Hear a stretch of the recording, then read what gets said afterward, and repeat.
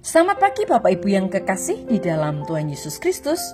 Pagi hari ini saya Eko Wahyu Suryaningsih kembali menyapa dengan kebenaran firman Tuhan yang terdapat dalam Yeremia 18 ayat 6. Yeremia 18 ayat 6. Masakan aku tidak dapat bertindak kepada kamu seperti tukang periuk ini, hai kaum Israel.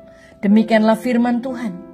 Sungguh seperti tanah liat di tangan tukang periuk, demikianlah kamu di tanganku, hai kaum Israel. Amin.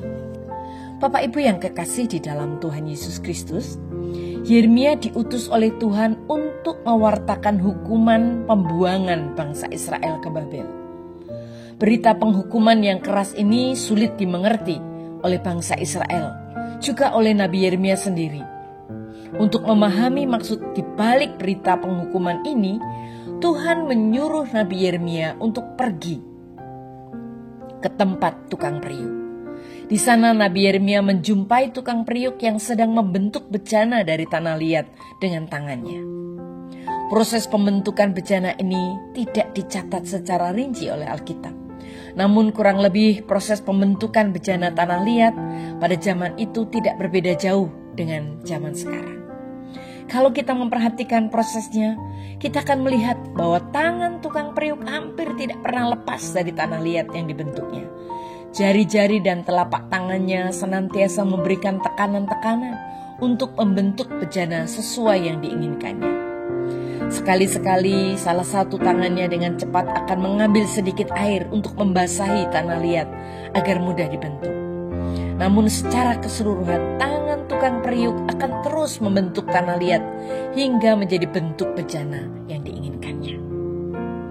Bapak Ibu yang kekasih di dalam Tuhan, tukang periuk yang hampir tidak pernah melepaskan tangannya dari tanah liat yang dibentuk menggambarkan juga bagaimana tangan Tuhan yang terus-menerus menopang dan menyertai kita, umatnya yang dikasihi.